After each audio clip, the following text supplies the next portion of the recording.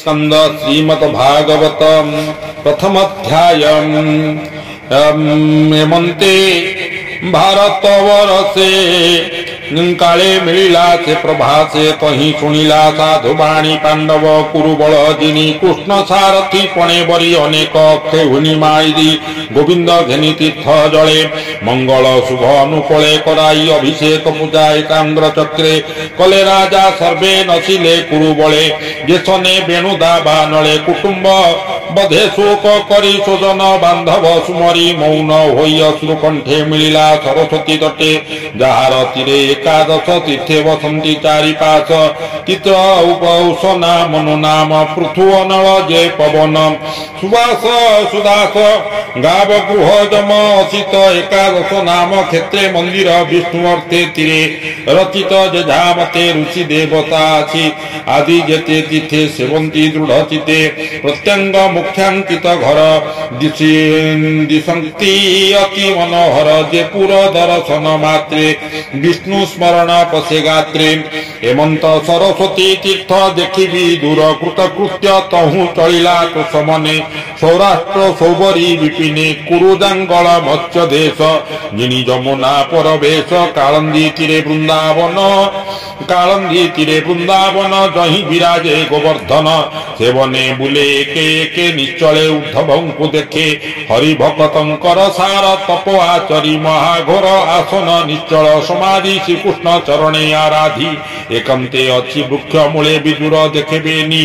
दोले से वासुदेव अनुचर किय बा देवा पटांतर देवगुरु शिष्य स्वयं स्वभावे शांत बुद्धि वहे मंत मिलिबेनी जन निबिड़ कले आलिंगन विदुर उद्धव को चाही